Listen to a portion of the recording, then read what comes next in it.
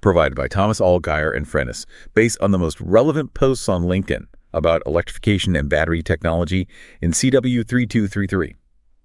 Frennis is a B2B market research company working with enterprises to optimize their campaigns with account and executive insights far beyond AI. Welcome everyone to the Deep Dive. Today, we're really digging into the top electrification and battery technology trends. We've been seeing these pop up all over LinkedIn in calendar weeks 32 and 33. Our mission, as always, is to cut through the noise, get straight to the core insights that matter for you, our listeners, the professionals shaping the mobility industry. No fluff. Exactly. And what's really striking, is the momentum. It's accelerating across the whole value chain. We're seeing everything from big pushes in charging access, some really interesting heavy-duty pilots, all the way through to different battery choices becoming more prominent and vehicle-to-everything or V2X starting to roll out. And it's all being guided increasingly by clearer standards and, frankly, the hard economics of it all. That's what jumped out from the LinkedIn posts we looked at. Okay, let's unpack that. Starting with maybe the most fundamental piece. Charging infrastructure. We hear constantly about expansion, but what's really happening on the ground? Is it smooth sailing or are there big challenges? And, how's the actual user experience changing? Well, the public sector is definitely putting money down. The UK, for instance, they confirmed a 63 million package. That's for public, home, NHS, and business charging. And it's not just them. Massachusetts added, $46 million to boost access and help fleets electrify. Mm-hmm. The UK also launched a specific 30 million depot charging scheme. Steve Trethewey highlighted this one. It's to help fleets build that crucial behind-the-meter capacity. Right. The depot side is key for fleets. Yeah. And California's core program, Dakota Semler shared this, approved a massive $110,000 incentive per Exos hub. That really changes the ROI calculation for mobile high-power charging. Big deal for some operators. Okay, that's some serious public investment. Governments are clearly stepping up. But, throwing money at something doesn't automatically make it efficient, does it? Yeah. Is there any data comparing approaches? I remember seeing something interesting about London versus New York City, kind of counterintuitive. What did Lucas Tim find there? Yeah, that was fascinating. And really important. Lucas Tin's data showed, London has way more chargers per person, like 250 per 100,000 versus just 14 in NYC. Wow, big difference. Huge. But NYC is playing a different game. They're focusing on quality. They mandate 40% fast charging and are aiming for 7x growth by 2030. Their goal is a network that's 3 times more efficient per charger than London's. So it really shows, just counting plugs can be misleading. It's about efficient, high-speed deployment. That's the strategic play. Right. Quality over quantity. Don't just look at the headline number. So, okay, beyond the big city strategies and public funds, what about the practical side? Like for apartment buildings or commercial fleets, are private solutions stepping in? Oh, definitely. Private solutions are popping up for those specific gaps. For flats, Matthew Peters mentioned Energy Park. They're offering private EV charging where residents apparently save over 50% compared to public rates. That's a big incentive. It really is. And for fleets, particularly trucks, those grid connection delays at depots are a real headache. So, Rustam Kocher pointed out these containerized smart cubes are emerging. They're on-site storage solutions. And they can even integrate self-generated power, which is a neat way to get around grid limits. Smart thinking. Building your way around the bottleneck. But with all this activity, I have to imagine the charge point operators, the CPOs, must be facing some massive operational hurdles. What's the reality like? Yeah, it's tough out there for CPOs. June 8M laid out some key issues. They're often dealing with too many potential sites without a clear way to prioritize. Plus, their data is all over the place. Competition info here, traffic data there, grid capacity somewhere else. All in silos. Makes decision-making hard. Exactly. So you get high-stakes decisions made on sort of gut feeling, adding grid uncertainty, slow approvals. It's a struggle. Michael Jonas echoed this. He said most CPOs are finding it hard to actually turn a profit, high upfront costs, low initial utilization. It's leading to a really fragmented market. Sounds like consolidation is inevitable. Seems that way. And David Patterson stressed that if you are looking at acquisitions in this space, that data-driven due diligence is absolutely critical. You can't just guess. Makes sense. Profitability is tough. The market's shaking out. Were there any other maybe more unexpected challenges mentioned? Well, yeah, actually. Florian Coulter highlighted something pretty frustrating. A rise in copper theft at charging sites. You're kidding? Seriously? Apparently so. Yeah. As if CPOs needed another headache besides grid issues and making money. Now, literal theft. Wow. That must impact costs and reliability for drivers. Absolutely. A charger being down because someone stole the cables, that's terrible for the customer experience. Okay, let's pivot to something more positive. How is the experience actually improving for the EV driver? What innovations are making charging less of a hassle? We are seeing progress there, thankfully. And Schwer shared that Sorantic's charging wallet is now integrated right into Apple Maps. Makes finding, selecting, and paying for a charge much smoother. Nice. Seamless is key. Definitely. And Andrew Gray noted hotels are recognizing charging reliability isn't just a perk anymore, it's becoming a key factor for guest satisfaction, especially business travelers. Andreas Simzak also highlighted Circle K's strategy. They want to lead in e-mobility by leveraging their existing prime locations for fast charging, but also making it a full customer experience shop. Relax while you charge. Integrating it better. Right, making the charging stop productive or pleasant. Exactly. So moving from just getting charged up to making the whole grid smarter, let's talk about our next big theme, vehicle-to-grid, V2G, and bidirectional charging. This feels like it's moving really fast from maybe a niche idea to something almost standard. What's the real impact here for EVs and the grid? Yeah, I agree. The pace seems incredible lately. What are we actually seeing on timelines? Are manufacturers really committing? Is this becoming mainstream soon? It really looks like it. We heard from multiple OEMs, platform providers. The signals are pretty clear. The general feeling is most new EVs will probably ship with bidirectional ready hardware by, say, 2026, 2027. John Reister from GoPower EV, he specifically mentioned Tesla aiming for full fleet support by 2025, GM by 2026, and Nissan launching affordable V2G in 2026 too. This isn't just a small feature ad. It fundamentally changes the EV from just transport into a mobile battery that interacts with the grid. It's a huge shift. A mobile energy asset. Okay, so for me, the driver, what's the real value? And then bigger picture, how does this help the energy system overall? Okay, for drivers, the big wins are things like backup power for your house if the grid goes down, plus potentially getting paid for providing grid services. Earning money back. Yeah. Potentially, yes. For buildings, it means load flexibility without needing extra stationary batteries. And for the grid, it's massive. Peak shaving, faster demand response, better resilience overall. Both Suki Sangha and Thomas Raffiner really emphasize this idea of virtual power plants, VPPs, basically networking EVs together so they act like one big flexible power source, stabilizing the grid, soaking up excess renewables. Huge potential there. That sounds incredibly powerful, that convergence.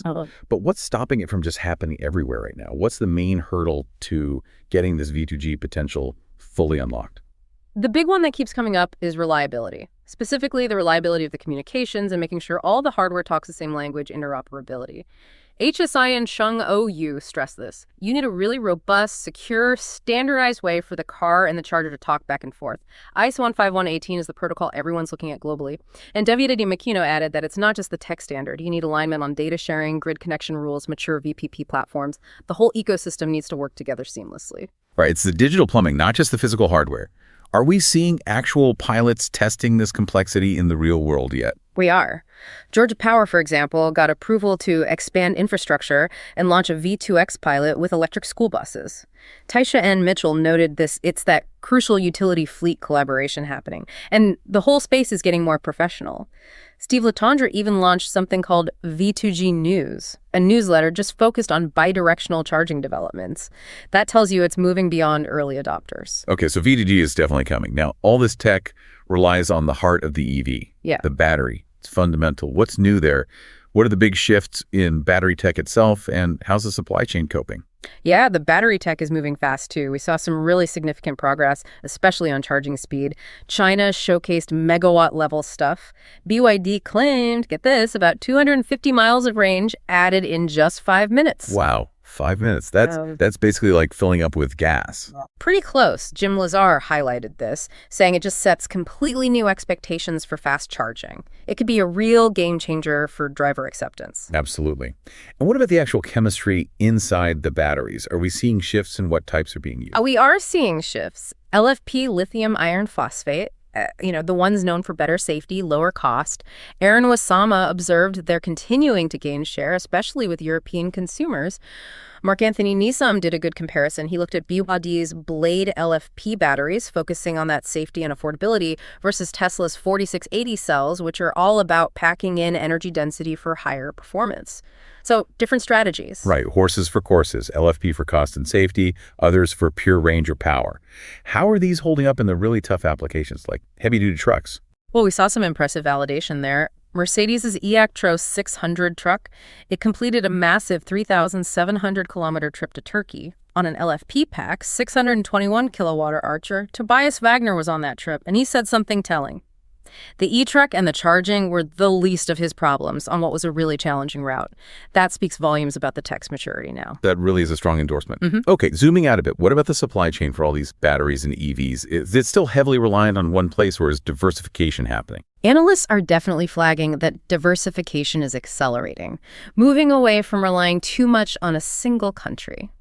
Suhail Diaz Valderrama detailed how various countries are pushing hard to build their own domestic industries, reducing dependence particularly on China, and we're still seeing loads of capital and R&D pouring into battery innovation. Julian Renpenning and Edward Wolford's updates showed continued strong investment in next-gen battery tech. The money is still flowing. Okay, so we've got the tech, the batteries, the charging, but none of it exists in a vacuum. No. Let's talk policy, standards, market structure. This is about the rules of the game. How are regulations keeping pace with all this fast-moving tech? Yeah, that's crucial. What's happening with things like payment standards at chargers?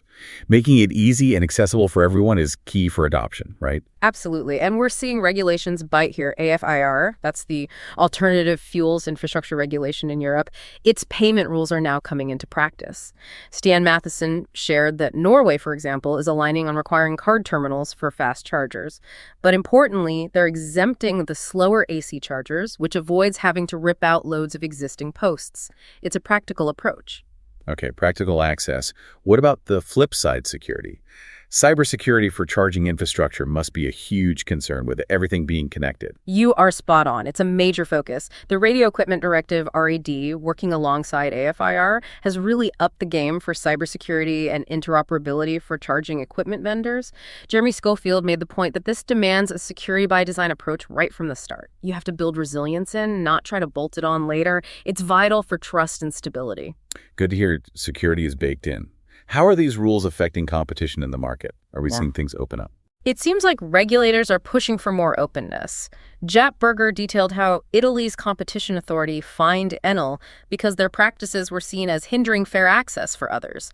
That signals stronger enforcement supporting roaming. The push is towards a competitive, open access environment. David Bagwell argued against exclusivity clauses for the same reason. It's about giving drivers choice and fostering innovation. Right, letting market forces work. Yeah. So looking even broader, what does all this mean for global competitiveness? How do national policies and infrastructure investments play out on the world stage?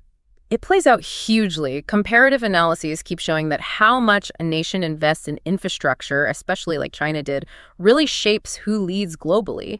Bill Russo was quoted in the New York Times saying, China got ahead because they treated EV charging like critical national infrastructure. They invested before the demand was fully there. Proactive investment. Exactly. Whereas the U.S., for example, is facing utility delays, sometimes policy uncertainty. And Michael Jonas observed the charging market itself is facing a, quote, sobering reality check. Profitability is hard to come by for many CPOs. He sees consolidation coming, where the winners will be those who master operational efficiency and smart grid integration. Okay, reality check indeed.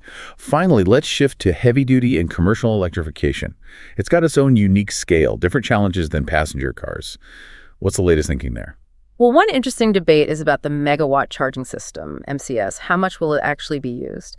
Syed Asif Hassan shared the perspective of Wolf Schlachter, who used to be CTO at Ionity. His view is that megawatt charging might actually stay pretty niche, maybe only making up something like 3% of truck charging. Only 3%. That's surprising given the hype. Why so low? The reasoning is driver duty cycles. Plus, the current CCS plugs can already deliver quite a lot of power, often enough for a driver's mandatory break. So the thinking is depot charging overnight plus managed charging will probably handle the bulk of the energy needs for trucks, not necessarily ultra-fast MCS stops. That's a really interesting counterpoint. Challenges the assumption that faster is always needed.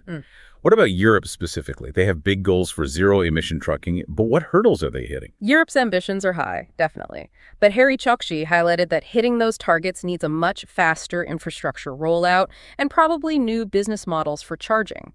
The problem is, despite the political goals, building out the infrastructure, especially those high-power truck chargers, is lagging.